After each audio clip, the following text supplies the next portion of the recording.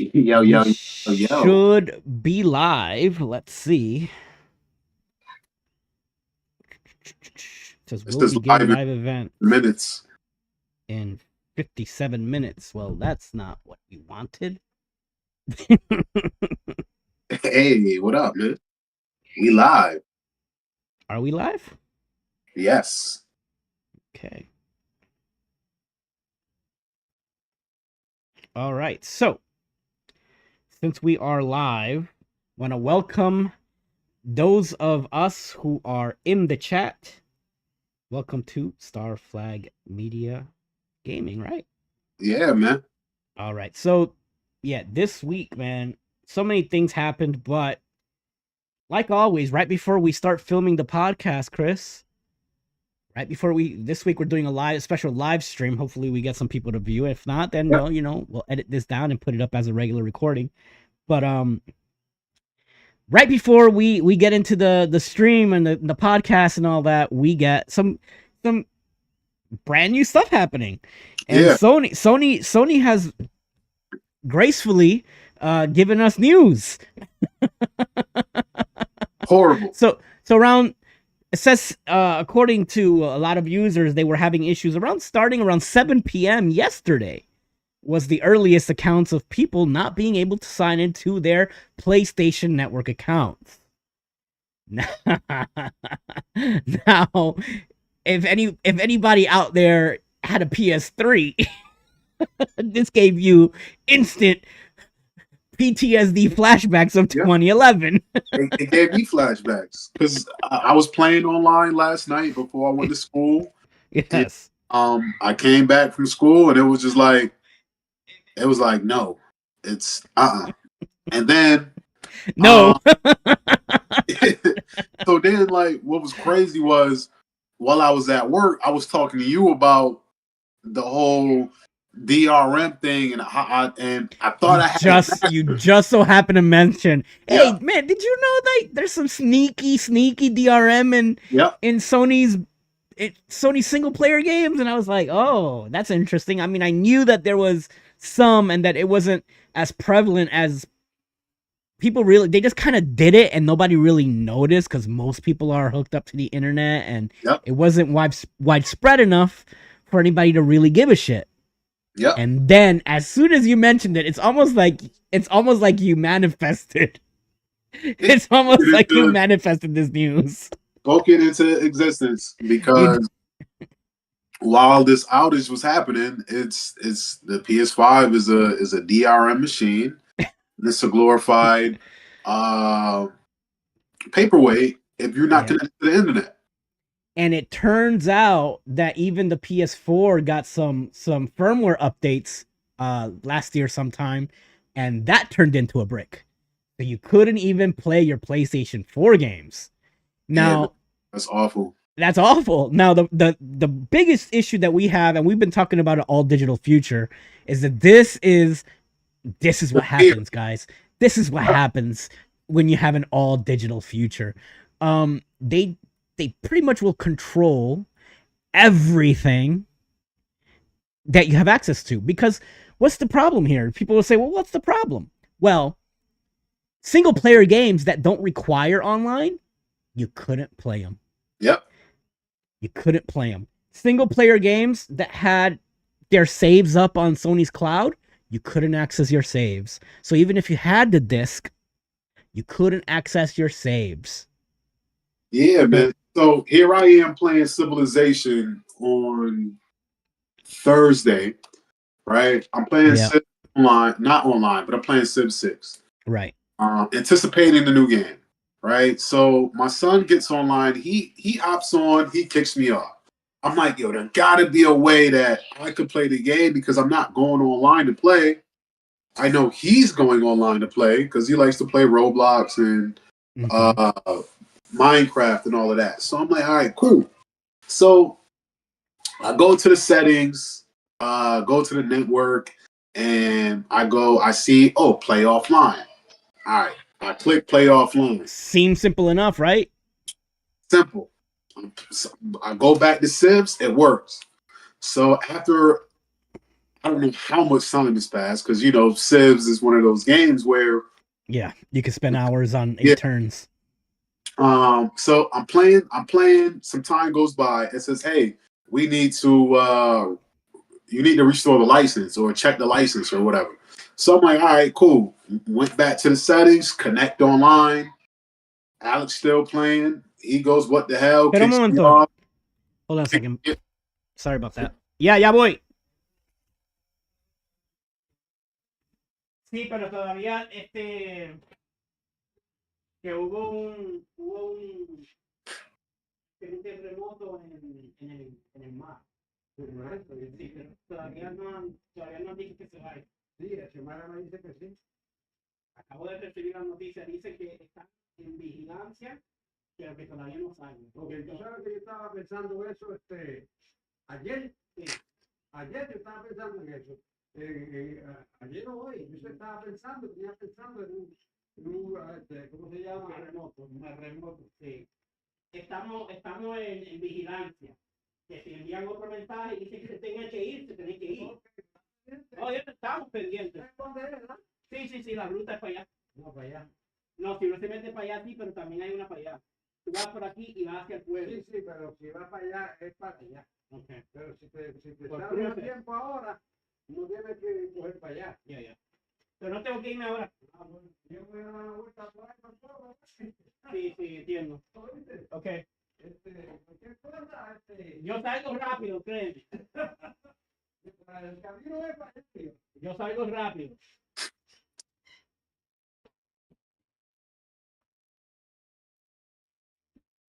Sorry about that. My dad's freaking out because we've got a tsunami advisory. Oh wow! So And for advisory. Yeah, so as you may or may not know, if anybody's keeping track, I'm not sure how much of this will make it to the final edit, but for the live stream anyway. Yeah, we're under a tsunami advisory because there was a 7.6, it says 7.6 earthquake near the Cayman Islands, and it is far away from us, but as you know, with tsunamis, they build up, and I live right by the beach. I live about 100 meters away. So yeah, that's a football field for some of you out there. Yeah, pretty close. 0.6. Yes, sir. Yeah, issues one. Damn. Yeah, my sister's calling me as well. So, yeah. So anyway, we got the people concerned. I am definitely keeping an eye out. If it turns more from if it rises up.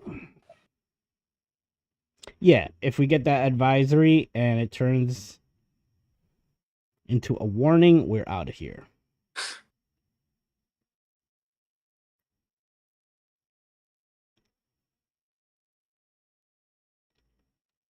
I bet you everybody on Twitter saying, this is what PR voted for. Yeah, my sister's freaking out. She said, just be safe. And I'm letting her know I'll be out, if anything. And this broad told me she loved me. Yeah, she's scared. Anyway, but yeah. Hopefully, everything works out for the best, and if not, you guys gonna get one hell of a live stream. I'll tell you that. You want to leave it running so we can see the damage in 4K? I'll just leave it running. I'm not gonna sit here and turn off and say, no, yeah, I'm out of here. And yeah, anyway, but yeah, so I'm playing Civs, right? Yeah, you're playing Civs. Sorry about that. Yeah, so Alex kicked me back off.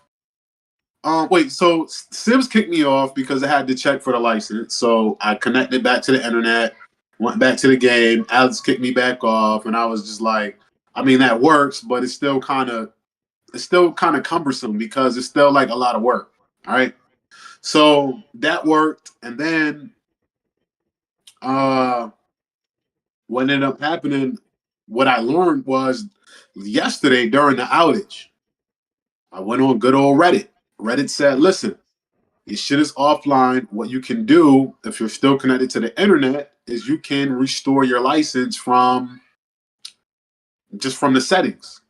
Right. You're still connected to the internet, you can restore your license.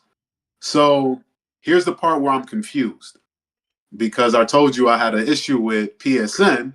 Yes. I had to charge their ass back because they, I never agreed to auto renew. I buy my stuff up front, but somehow they charged me for another year, and I charged them back. So sometime during this outage, which we're gonna get to in just a second to get deep into it. yeah. So But yeah, sometime during this outage, they learned that, or something happened. I was able to play by restoring the licenses of single player games and play YouTube. Yeah. During the outage, and then this morning it was like, no, you can't do nothing. No restore license, no nothing. You heard it here, guys. Chris cost the outage. So yeah, but people learn more than just that they couldn't play their single player games, which is already a big fucking no-no. Yeah. It's already a big no-no. Like, even if it's digital, I shouldn't need a PSN account online to play my single player games, even if it's digital. But yeah, people discovered that. But then they discovered that their $200 PS Portal couldn't work. So you couldn't even, and we're not talking about streaming games because that makes sense. Of course you can't stream games, you need the internet for that. But it wouldn't even work as a glorified Wii U, that second screen experience right next to your PlayStation.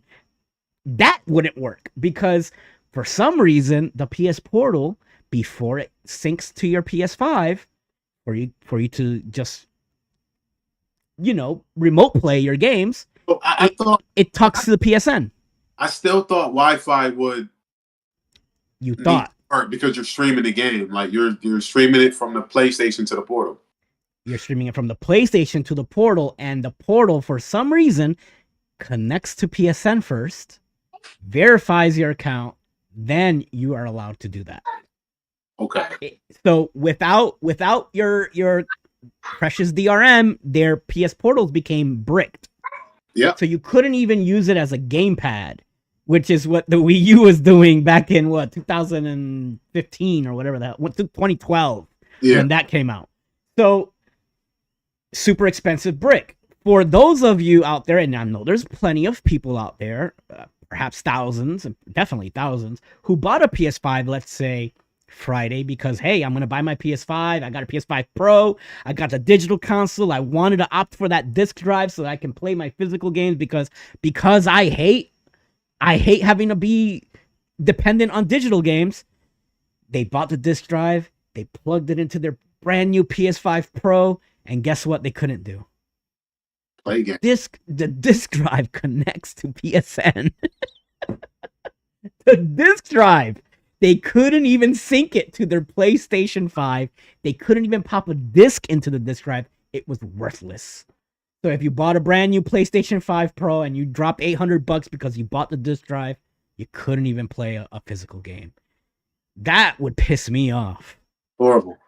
Now, the worst part of this, and what really makes us stink of 2011, is Sony was radio silent. The only thing that they said to us was, we're aware that there's some networking issues. And then they put up a link to the status bar.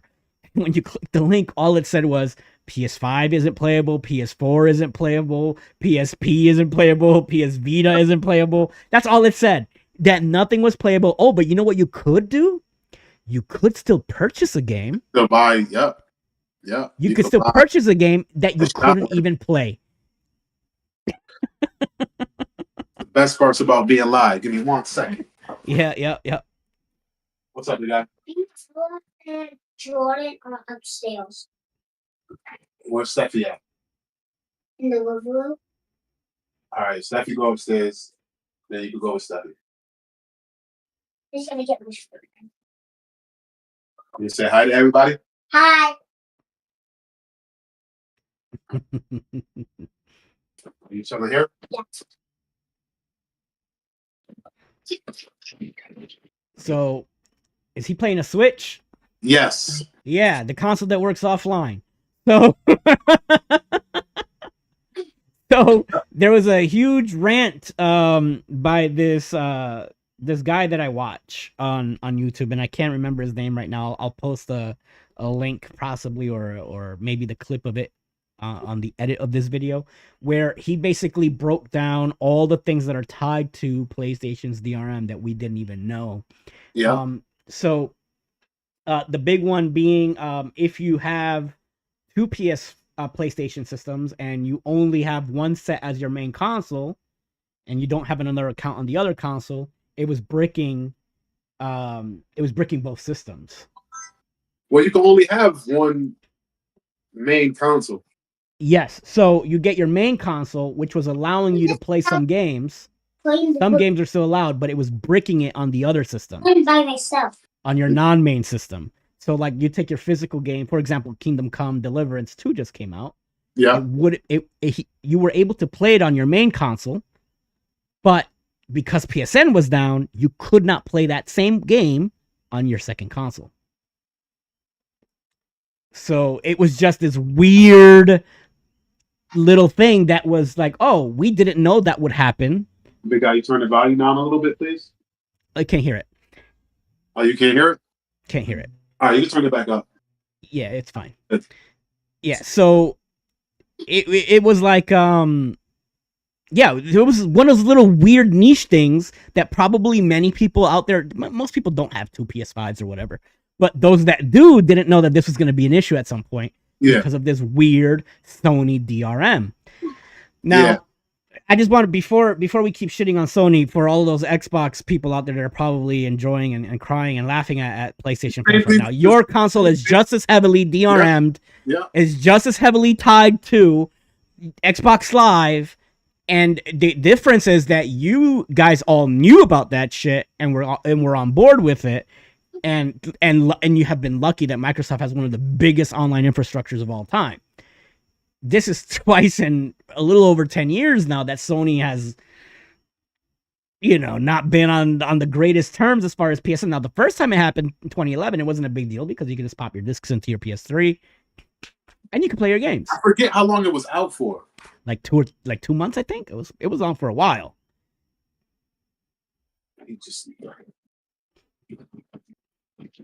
Yeah, the original PSN breach was like a couple months. It was a couple months. It was out for a minute. Now, is this hacked? Do you think this is a hack? I'm gonna say yeah. They didn't learn their lesson last time they got hacked, and didn't say anything. And that's why I'm scared, because last time this happened, instead of being upfront and being like, "Hey, we had a security breach. Please change your passwords," they just stayed quiet until they knew what was really happening, and then they told us. Yeah. And I would not be shocked if this was another security breach. So for those of you out there who are watching this, please change your PSN passwords, because if this was, it just smells and it reeks of 2011. If this was anything like 2011, your stuff is probably compromised. And if you're using your passwords on multiple systems like most people do, your stuff is probably compromised. Now, it brings me, we're just as guilty as anybody else, and obviously of buying all digital, because hell, I own, I'm doing most of my gaming now on PC, but as a PC gamer, it's like 99.9% digital. Yep. So luckily, because the PC community is full of modders and things like that, there's always existed like back end mods where you can play these games offline without a server. Yeah. However, it should be, anybody that's playing on consoles should be terrified that this is the all digital future. You're going to lose access to your games if these networks get compromised, or they go down, or for whatever reason. And here's the thing. People are like, "Oh, we didn't know this stuff existed and Sony never told us." Well, you could be mad about that for sure, but I guarantee you it's in the terms and conditions that we all click on when we buy a console, and we click "I agree." I bet you it's definitely written in there. Yeah. I bet you it's in there that these are not your copies of the game. They want us, and I keep saying this, they want us to not own anything and be happy about it. We don't own anything. And yeah, and it's gonna get worse. And it's gonna get worse because when was the last time you went to the store and bought a DVD or a Blu-ray? It's been a while, bro. Been a Probably while. 2019, 2020, hitting Redbox. Before that went under. Yeah, and you were just so you could bring it back the next day I remember hitting for Redbox $1. house. I got the house. Yep. PlayStation was hooked up to the 4K TV. I got the Blu-ray player. Hit Redbox. Had a little dip on my chip. Let me get the Yeah. Blu-ray version of the movie. Yeah, let me get it in true HD. It looks good. The Blu-ray version, baby. Watch this. And maybe one day after lockdown was over and Went right back to streaming. Yeah, and it was a wrap. So this is the same thing with gaming, because when the eventual end comes of all digital, right? When the eventual end that's coming, and maybe we start getting flash cards like Nintendo does with their Switch. Maybe that sticks around for a little while. But when the eventual end of physical media comes for gaming, then they're gonna want to get rid of you owning a digital copy. They're gonna want to get rid of that. They're gonna want to continue to just $5 a year to get. they want to nickel and dime you on a subscription based access to a game. And if remember when EA tried to do that a while back, when you bought a used game, you had to pay $5 to get the online working. Like that was a thing that people forget about, but that was a thing. You can't play online unless you reactivate the $5. And it was like, oh, so they were doing this. They were trying to find a way back in the day. They're going to try to tie it to some kind of a subscription. And it's going to be the big three at the beginning. We're going to have our Nintendo, Sony, and Xbox version of Netflix, Hulu, and Disney Plus. And then all the publishers are going to become Paramount Plus. They're going to be Max. It's going to be the Sega Channel's going to come back.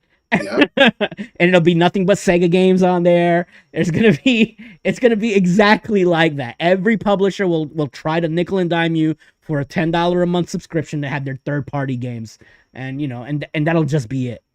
And we won't own anything. And what choice do you have? What choice do you have? Build your own. And when this digital shit started, everybody was assuming like, oh well, they're gonna pass the savings of not having to make a disc, ship it, and put it in a cardboard box. Well, at the beginning of this digital stuff in the Xbox 360 era, there were articles about this. Like gaming publishers were like, we would eventually be able to pass that extra cost on to the consumer. Never happened. Never happened, because they realized, oh well, we could just still sell it at $50 back then. Still sell it at $50, and they're gonna keep paying it. Yeah, and get all the money. Yeah, get all the money and not ship it. And the distributors and the trucks. Cut everybody out. Deliver the game. Yeah. Cut them all out. And they said, fuck it, we still going. Man, listen, I knew that was coming. I knew that was going to happen. Anybody with a brain. But there was this high hope, and some publishers were out there really kind of just saying like, hey, this is what we're planning on doing. And it sounded good. And realistically, a digital copy of a game shouldn't cost the same as a physical copy. It shouldn't. It should be at least $5 cheaper. You're not making a case. You're not shipping a 3-sleeve piece of 3-ply toilet paper, because it used to come with a manual. So now, they used to come with a manual. So now, let's keep this same train of thought, and let's run it back a few weeks ago. Yeah. GTA 6 base game. Do you still think it's going to come out for $70, or there's going to be different versions? I think, yeah, for sure. There's going to be a $70 base version, and then they're going to hit you with the $100 special edition, and the $130 ultimate edition. So has anything? All right, so we know your answer, right? Yeah. But has your percentages changed that they could possibly come out higher or not for the base game? I still think it's I've always assumed that it's going to be tiered, but I don't think it's going to be Are you think that it's gonna be $100 just out of the gate and no other lower tier? No, all right, boom. Here's my thought, right? So I got two thoughts. The first thought is, listen, if a company could drop a game that could cost more than $70 for the base and get away with it and not bat an eye, and everybody would just pay for it, period, it would be GTA. Oh, GTA. I agree with that. Um, Yeah, I agree with that. They would probably be the strongest position to do so. they are. I think they're the only ones. It's probably them and Madden. I think Madden could do it too, because Madden has their diehards who would just they'd cry about it and they'd be shit out of luck. What else are they gonna get? Maybe. All right. There is no other GTA clone. Not a good one. Not a good one. They stand alone. I hear you're mad at.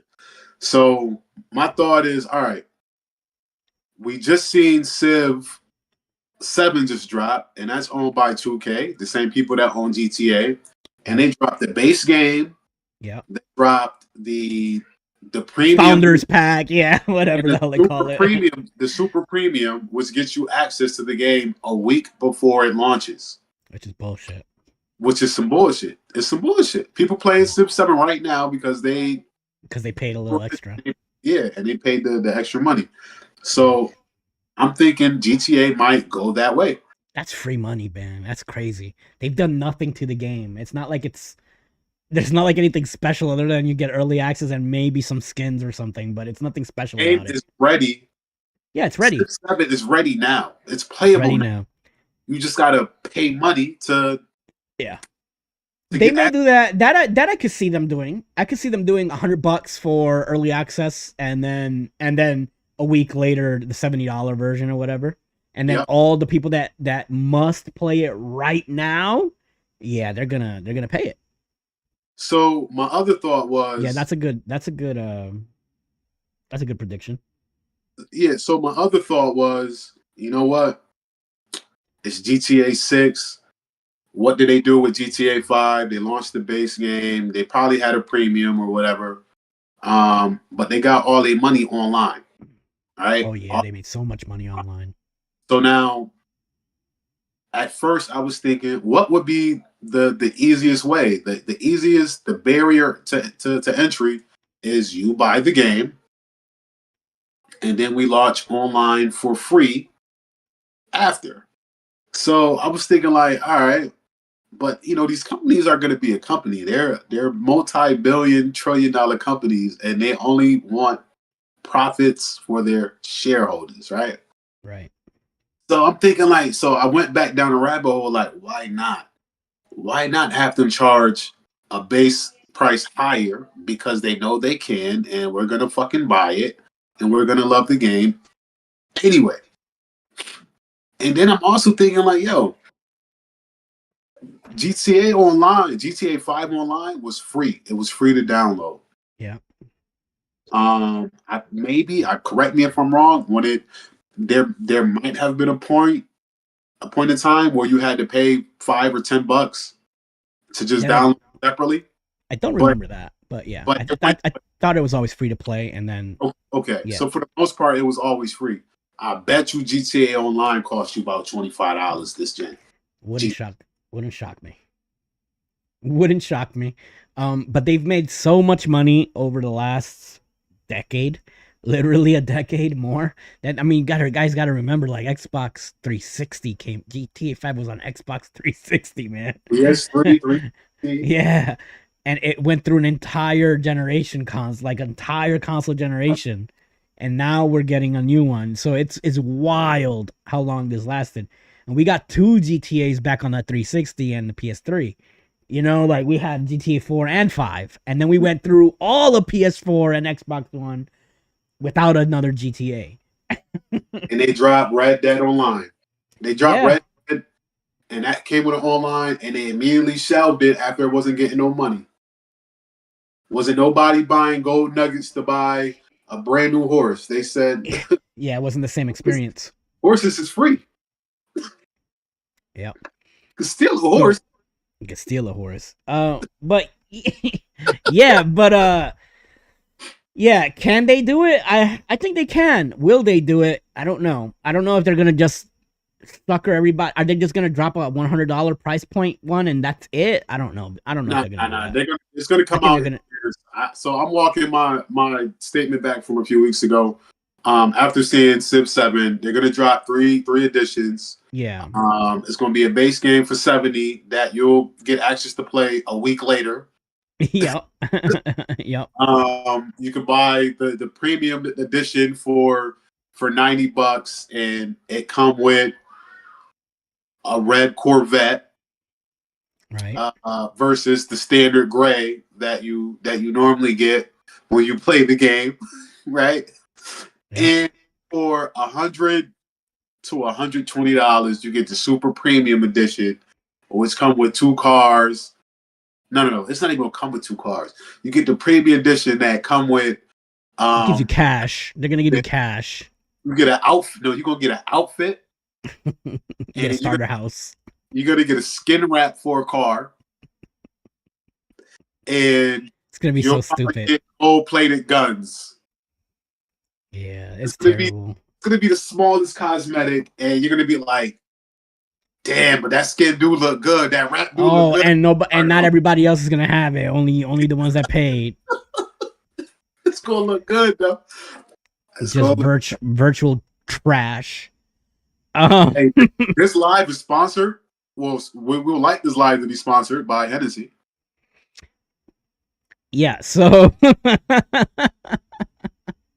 yeah, so I don't know, guys. Like, listen, honestly, it's like this is all digital future crap, and it's really bad. It looks really bad. The Sony stuff looks really bad right now on Sony. They're quiet. They haven't told us what it is. I will again reiterate: change your passwords if you can, just in case. It's not gonna hurt you any if you did it. And we'll have to wait to see more whether or not this was just Sony servers messing up, or if this was a security breach and there was a hack, which is very possible, knowing that it happened easily. And the Monster Hunters game, the beta, was available this weekend. They thought. Yeah. You know, losing a whole day and a half is rough. Yep. Yes. Yeah. So there was definitely a lot of frustrated gamers out there. The X post for Sony's status was it was a bloodbath in the comments. People just going in. And rightfully so, because like hell, just say, hey, say what it is, or say what you think it is. As of right now, this is what we know, and this is what we don't know. Like, it's so easy to just comment. Yeah.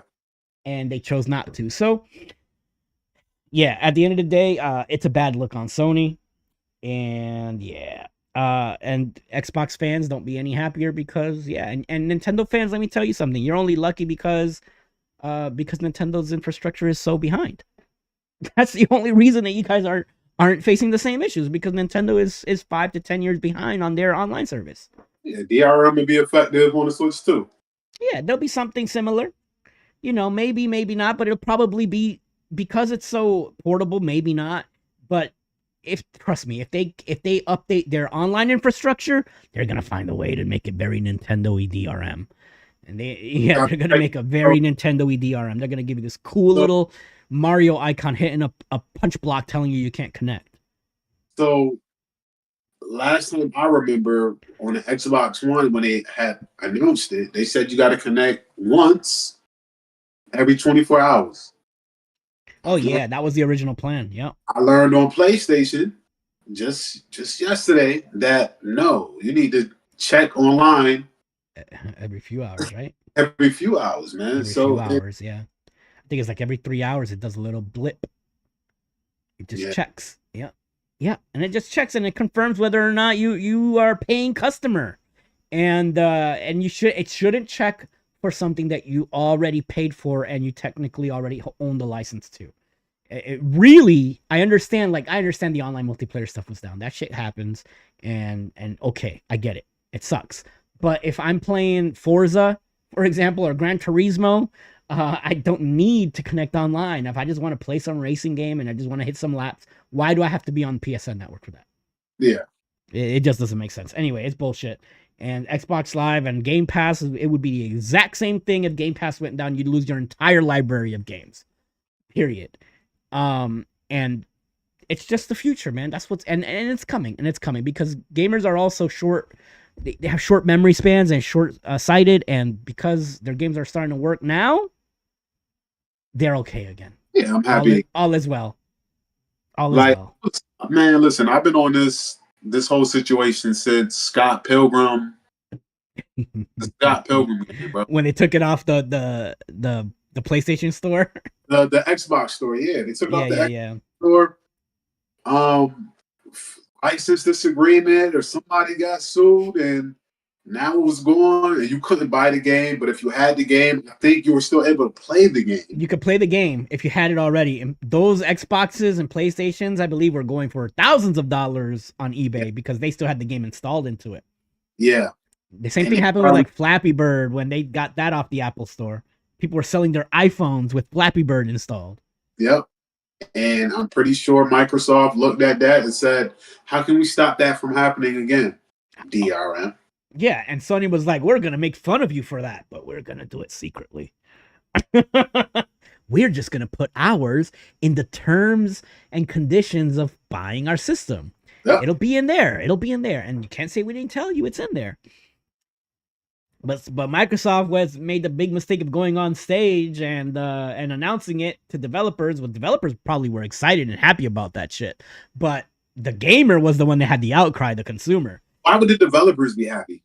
Oh, because it stops the sale of used games. And that was really what they wanted. They really wanted. Yeah, the Xbox One was just a giant marketing advertiser box. Yeah, it was all about making maximum profit for the company. Yeah. Maximum profit. Yeah, it was a profit machine. And to some extent, they probably made a lot of profit off the Xbox One because of marketing. Like, people were paying, and still to this day, like, I remember when they changed the Xbox Live from the cool blades, and they changed the user interface. I remember that. And I remember saying, like, yo, I hate it. And you were like, I kind of think it looks cool. And I was like, you're paying for them to advertise to you. You're paying. Yeah. I said, it looks all vibrant and colorful, and it's got a whole bunch of, movie previews and this and that. And he was like, yeah, those are fucking ads, bro. Those are ads. And I was just like, damn, wait, it is ads. They were ads. They're fucking ads. It was bright and colorful to cut it on and to see that it looked cool and it looked engaging. It was ads. And I was like, they almost had me. They almost had me. They almost had me. Thank you. Yeah. It was crazy, man. It's all this bullshit, and you were paying for it. You're paying for ads, and they. By the way, now Amazon Prime, even if you paid for the top tier, guess what they're gonna do? They're adding ads into Amazon Prime, even at the top tier. Yeah, it's just a matter of time. It's everybody.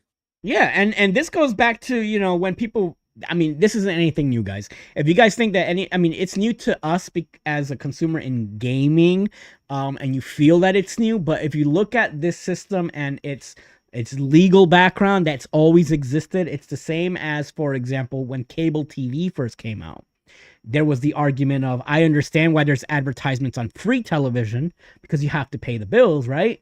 But you're paying for cable. So cable networks shouldn't charge you because you're paying a monthly subscription. Yep. And that was the argument back on the 1970s when cable TV first started coming around. But there's legal precedents where they can do that. And all this is just a modern version of that. We just keep repeating it over and over. So how long till Steam start charging y'all subscriptions? So I think because Steam is pretty much the back door of PC gaming, there will never be a subscription fee. Because I think they open themselves up to too much bullshit, too much hacker interference, and all the games are really easy to just mod. So it doesn't make sense for them to do so. Also, not only that, Valve I think only has like a 200 person team total. so they don't actually even need to charge it. It's a small team. They make, and then if that happens, you're just gonna get another store rise up like Epic Games, and then they're gonna be the ones that don't charge, and it's the same thing. They would all have to start charging at the exact same time. Every game would have to come out that requires a DRM. Every single game would have to be that way. If the rumors are true that Steam is making another Steam Deck console, right? I see them charging a subscription, and I see them doing the opposite. If they do the opposite, I think that's what they're going to try to be. They're going to try to be the Nintendo of the high-end platforms. They're going to start doing, if they do charge a subscription fee, it'll probably be like Nintendo, where it's $20 for the whole year. Yeah. It would be like super low if they did it. Now that's something to think about there. If the new Steam machine comes out and it does have a subscription fee and it's successful, then Steam players on PC need to perk up a little bit. They got to perk up their ears a little bit, because if Valve sees money coming in from that, it at the end of the day, they're a corporation too, even if it is small. That might perk their ears up and go, it's only $20 for the whole year. Yeah. And that's how they get you. And that's how they get you. Know where we're at. Shut the door behind you, because I'm recording. So yeah. So I mean, that's the biggest news that happened. Not to get a little bit more boring, but also Nintendo had their third quarter earnings report, and the Nintendo Switch officially crossed 150 million consoles sold. It's a lot of consoles. That's a lot of consoles. It makes it officially the second best selling system of all time.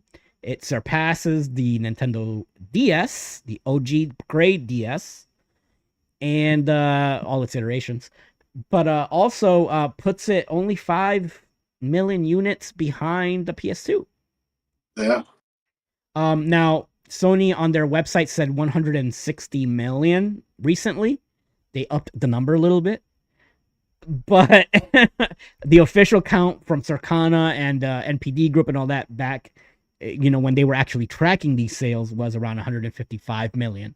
But let's say it's 160 for all the Sony ponies out there who will go, it's 160 according to Sony.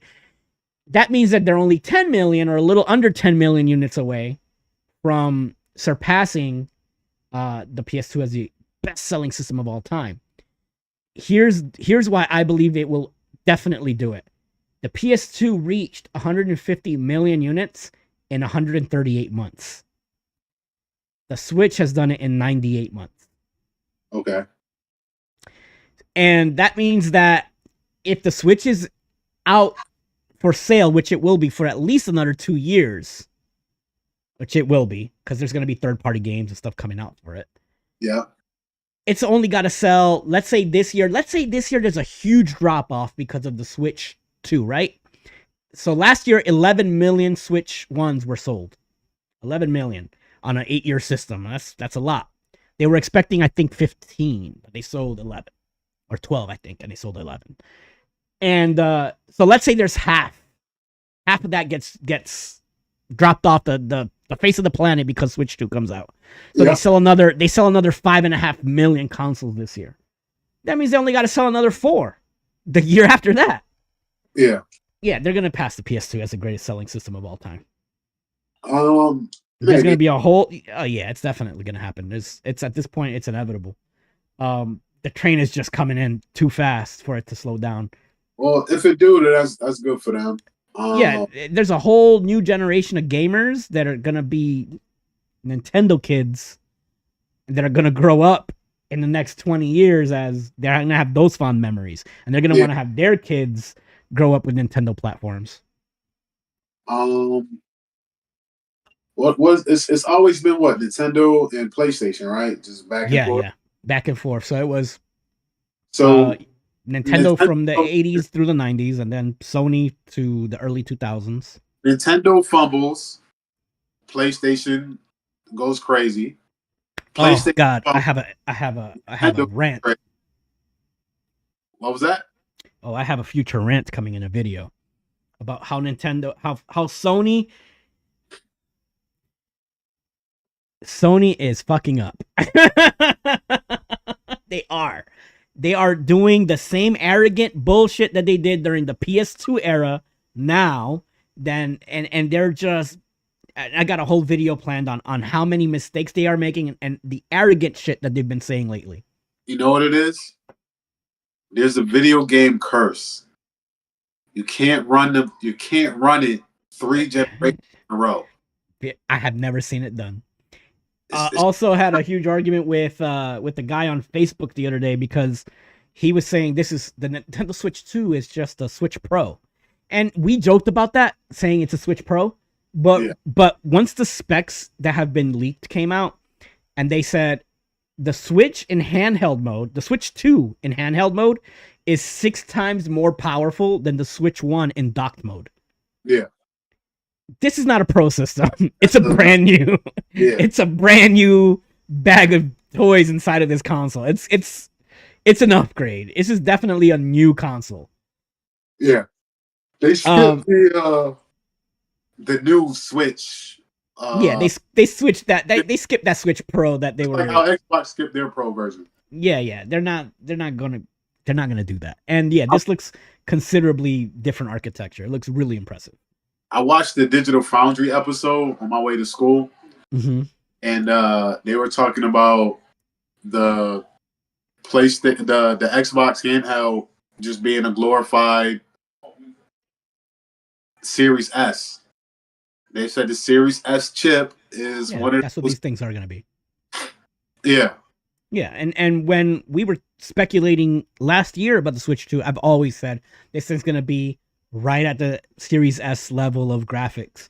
And that's exactly what I've expected. And from everything that we've read in handheld mode, this thing it punches slightly above a PS4 Pro.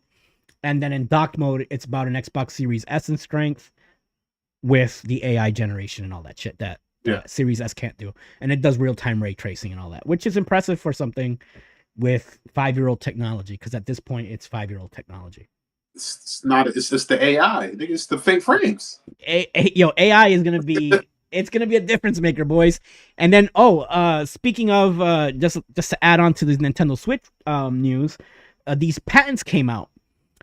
Nintendo has patents for a Joy-Con, not a Joy-Con, a controller Pro that splits in the middle, and you can use it as a mouse.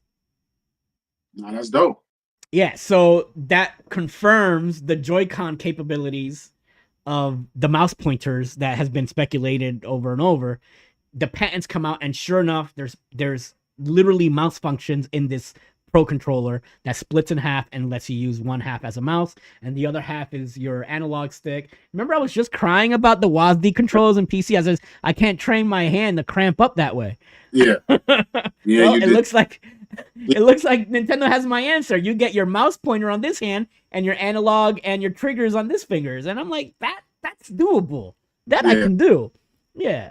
So you're giving me this nunchuck functionality again. It's basically a nunchuck functionality. The Wiimote and nunchuck. Yeah, they reinvented that. I just love how it just came full circle with the Wii, the Wii U, and the Switch. Like, I kept saying it, and I always said, yo, I like how because when you look at your Switch right now, right? Yeah. When you take these Joy-Cons off, yeah, bro, these are just 2 small Wii controllers. Yeah, it's the Wii remotes. The Wii remote. Yeah, absolutely. And they're comfortable to use. They fit in your hand just right. They're not terribly, unergonomic. They're Wii remotes. The Wii remote and the nunchuck are underrated as far as how comfortable they were to hold. They were it's so simple, but they're absolutely that. It's the Wii remote and it's the nunchuck, and then it's also the Wii U because you got the gamepad, right? Yeah. It's the touchscreen. It's the Wii U, and with the 3D rumble and docks to your TV. Doxier TV. Yes, they just went full circle. They definitely did, and this one is just going to take that and move it a step further. And they said, okay, now we're going to add mouse functionality, and they're going to make some crazy Nintendo Mario game that uses that pointer to some crazy degree. NVIDIA probably told them, hey, those game guys is they coming out with another handheld. You should probably use this chip. Yeah, if you don't think Nintendo was looking at that going, yeah, that's something we got to worry about. Not even worry about. It was more like, yeah, we're not going to let them eat our cake. Of the video game companies that's using NVIDIA, Nintendo's probably number one. They're probably the number one client. Oh, yeah, they saved the Tegra chip for the Switch 1. The Tegra chip was originally going to be a mobile phones chip. And at the time, nobody bought it. None of the mobile companies bought it. And it was being used for like automobiles, for like their interfaces on their dashboards and stuff. Yeah. And Nintendo came in and saved the Tegra chip. Now, NVIDIA years ago came out with like a docking system, which was, people forget about this. They came out with the Android-based video game system. Yeah, and it used the Shield, it was called. Oh, wow. Yeah, the NVIDIA Shield. And so you could play all these Android mobile games, and it came with the Tegra X1 chip in it. And Nintendo just said, we're going to use that. It works already. And it was just like, oh, we're going to take all these mobile games, and you could play them on your TV. That's what... Nintendo was being cheap. What? Oh. We can use that. What happened to that console shit y'all made? They already knew what it was. They were like, hey, what do you guys got that runs cool, doesn't use up a lot of battery, and it's not going to cost us a lot of money? They walked into the meeting knowing that's what they wanted. It was like, yo, what up with that X1 chip? What was it called? Nothing Honda uses. It was the defense. What happened to the defense box? That chip. And they walked in there like, yeah, so we're gonna ask about the Shield chip. And it was just like they already knew what they wanted. Yeah, that Tegra chip was like, nobody was using it. And in the back end, and here's the crazy part, is that the chip is underclocked on the Switch to conserve battery life. And people who have overclocked it, they get the performance that you would expect from games. They get those 60 frames that people have been crying about. But you drain your battery severely quickly because the X1 chip is capable.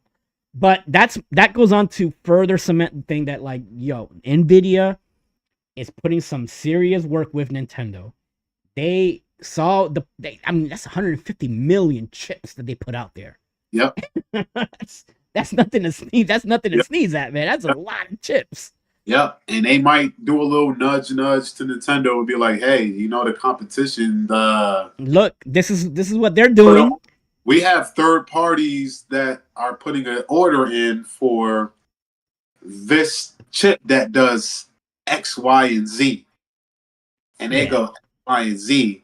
And they go, no, we ain't going to tell you who, but we'll give you the formula for what it could do. And they probably go back and like, okay. Yeah, Nintendo went in hard with this one, though. It's based on the 30 series of the GPUs, the GeForce RTX. So the 30 series family. Yeah, the lower end of that. They want that Steam Deck base. Yeah, they want at least that. And then because it's Ampere architecture, we know we're getting the AI stuff, and we know we're getting ray tracing, and that's stuff that even the Series S doesn't do. So it's like behind in some things. It's behind the Series S in some things, but it's so ahead in the AI side of things that it's gonna make up for that ground. I'm not expecting mind-blowing graphics out of this. Again, this is they want that Steam Deck base, bro. How many people spent $700 on a Steam Deck and the game runs 30 FPS or whatever, but you say, oh, but I can't play this on the Switch. That's what that argument was. Well, I paid $700 for this, but I can't. The Switch can't run this. And now they're about to work. But yeah, the Steam Deck is still a niche audience at this point. But I see what you're saying. You're right.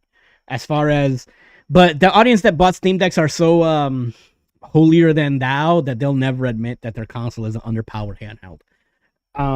They will just say, well, it's a portable PC, and they really will die on that hill instead of Like, I don't That know. is I could buy. console. I could buy a $700 laptop that has comparable performance as a Steam Deck, and it's a laptop. Yep. So it's portable. I can take it with me. The Steam Deck's a brick. Yep. It's a brick. You need a little So let me ask you a question. briefcase for it. If you had a Steam Deck OLED and you travel, why would you continue investing in a travel PC? I don't know. We have a guy that does that, so we might have to ask him that question. But it's also the same dude that, even with all of that, still carries a Switch because those first party games are on the Switch. So that's another thing that Nintendo will live on no matter what happens with the Switch too. Even if it's let's say it's a disaster and it only sells 20 million units across 8 years, which I highly doubt. But let's just say it's on par with like Wii U, which just finally crossed the, I think 13.5 million units sold. This could be the Nintendo's generation too. So this is going to be their second. I think there's going to be their second big massive hit. I really do. I believe that the PlayStation 5.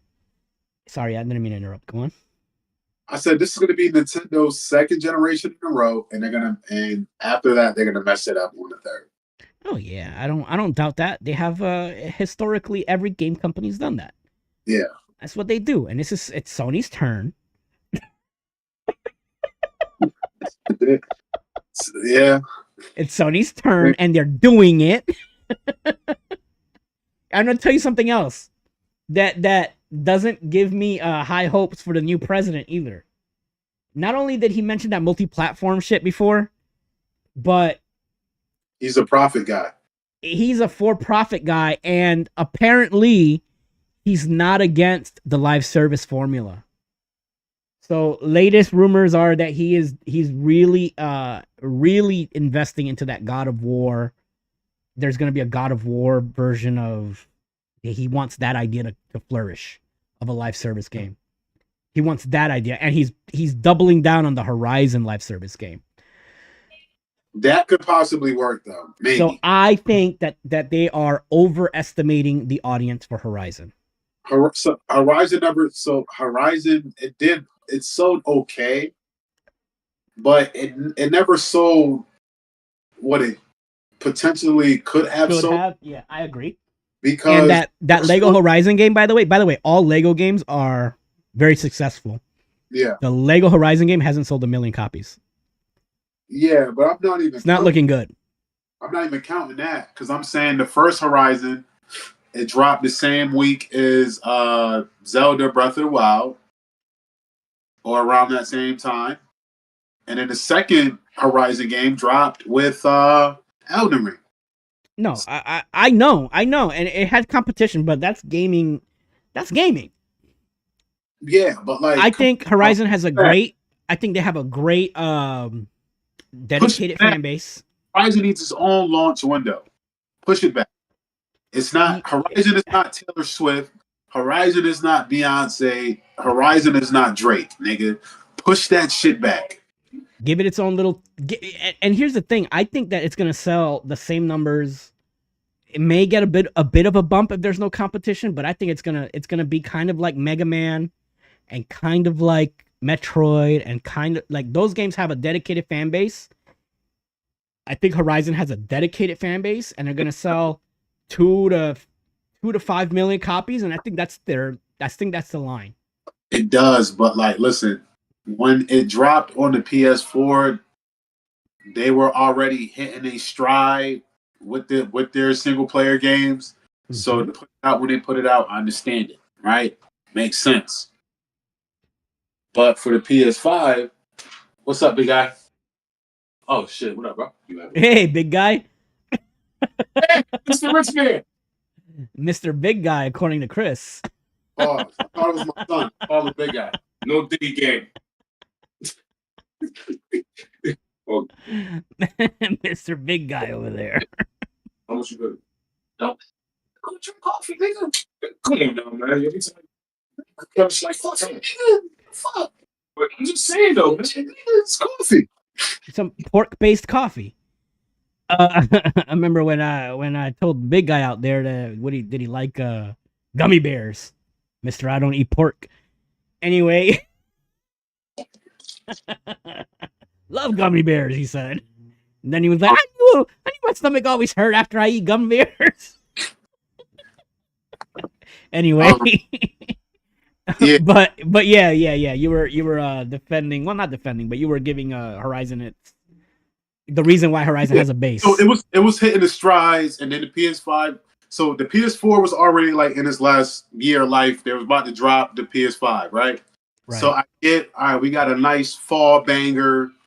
It just so happened that the Switch launched, and it was just like the timing. And then the PS5 launched, and we got a banger for you. And just so happened Elden Ring. Right. Like, if I was to drop a Horizon 3, what I would do is I would drop it, I would give it a summer release. A spring or summer release. Because typically not a lot of games come out in the summer, and that's a banger. Like, you would put that out in like the spring or the summer to get people like, you know what? Yeah. It's January. It's not a flop by any means. The second game though got such a much smaller. So the first one was a massive hit. The first game sold 24 million units. Now, how many do you think the second one sold? Probably sequels typically don't do good. Don't do as much as the original. Right, but how much of a drop off do you think there was? I want to say if the first one was 24, this one was probably fucking 7 to 10. Yeah, 8 million. So it's a big drop off. Yeah. And there's not even any reports on what the VR game made. Which probably wasn't over 1 million if there's no reports on it. So I think that I don't know. I think the VR too. The 600. That was another thing that they've been messing up on. Like they're doing so many things wrong this generation. It's like, listen, and they're already talking about the PS6. So we're reaching the end of this console, and I feel like I missed out on nothing. I missed out on maybe Spider-Man 2. If you were looking to get into a game early on, Spider-Man 2 was like the game. God of War maybe 2015 was like, or 2020 was a big hit. 2022, whatever it came out, that was a big hit. But it was like, what really? I'm sorry. God of War is established though. Yeah. So there was very few, in my opinion. This generation wasn't like, and I'm talking about across the board for Xbox as well. There hasn't been anything that was like, you have to own this console because you are going to miss out on this experience. I didn't get that this generation, and because they're talking about PS6 already. I didn't get that this generation. We didn't even have GTA. Yeah, maybe GTA 6 will change that. My must play is Spider-Man 2. Yeah, so there's one, and so that's definitely the go-to that I thought of. That's my must play. But can I tell you something? Yeah. And I don't know if it's just me, but I don't think it's just me. Mm-hmm. I haven't beat Spider-Man 2. That's interesting. I got to the last act.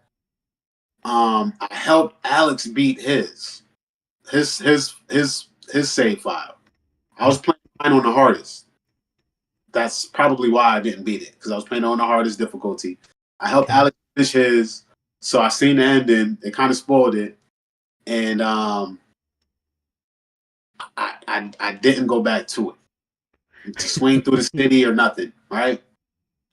And when Alex is here and he's on the PlayStation, he always goes back to Miles Morales. Yeah, I like Miles Morales. I played through that. Maybe he just like Miles. Maybe he identifies and look, Maybe. I don't know, but I seen him go back to Spider-Man 1. But all 3 games is out. But his go-to is Miles. He always goes back. Big Guy, I got a question. What's your favorite Spider-Man game? Spider-Man, Miles Morales, or Spider-Man 2? Spider-Man 2. Interesting. Okay. So yeah, well, your observations could be different from what a 5-year-old thinks on the whim, but Yeah. how kids can be unexpected. But yeah, anyway, I just think that like this generation has been underwhelming overall, and there's gonna be a lot of like as adults really like the PlayStation 5 and Xboxes, but let's be real, like it's a young person's game when it comes to video gaming, right? The most impressionable audience is going to be the one that takes away this generation and going to look back on it fondly the way we did during the Genesis, Super Nintendo, and N64 days, right? Yep. And we're done. Yeah, and the kids this generation, they're going to look at games like Spider-Man and stuff like that, and they're going to like it, but I think the Switch is going to be the console that they grew up on. Yeah, I agree. I agree. But what I'm trying to say is we got to make sure that the younger generation know what real games are, because they're targeting a lot of these live service games towards these kids who don't know any better. That's what they're gonna. It's not for us. It's for them. That's gonna be their thing in the future. They're gonna be hooked on all of that shit. That's gonna be their fight. But like, it's gonna be back in my day. Yeah. We could just play a game. Yeah. When the internet was on, we could just turn on a game and it would work. Yeah. Like the video I sent to the group chat. Yeah, back in my day, we don't shit about Pokemon. You could take the game in your pocket. You could put the whole game system in your pocket. I mean, it is what it is. But yeah, we're the last of a dying breed. PlayStation, I feel like, is messing up this generation. They had, and it's easy to kind of rest on your laurels when you're the top dog. You know what I'm saying? When you're the top dog. Why you not put it on Xbox with the Series S? Because that also put games back. No, I don't put it on Xbox because they've always been in last place. It's never the last place person's fault. Companies choose whether or not you want to develop for a console. Back in the day, there was very little third-party support on the GameCube. Companies could have chosen not to support it, and you would have just ended up with a GameCube situation where you're third-place console and you depend on your first-party stuff. Yeah. So it's not Microsoft's fault that third parties decided to gimp their shit. Companies could have said, and they did in many cases, we're just not going to put it on Xbox. Yeah. So that's how bad they were. Yeah, I mean the GameCube held back because it wasn't really online when Xbox was, and even PlayStation was.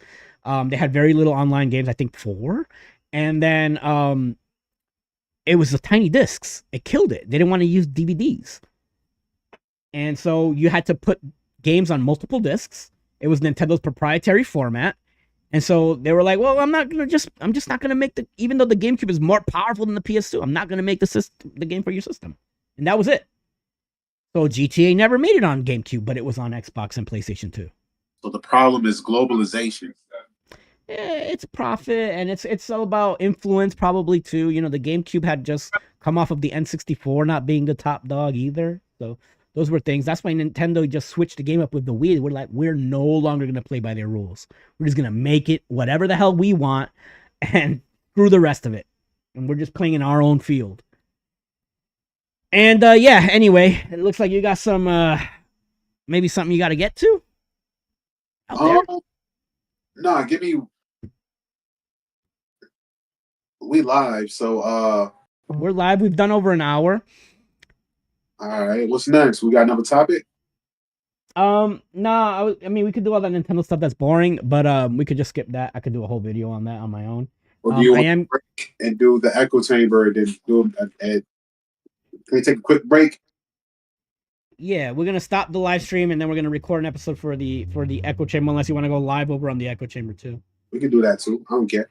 All right, and if you got anything, anyways, guys, thank you guys for joining us here Yes. Star Flag Media Gaming live stream. If not, you're catching this on the recorded, edited version, and you missed out on some cool behind the scenes stuff.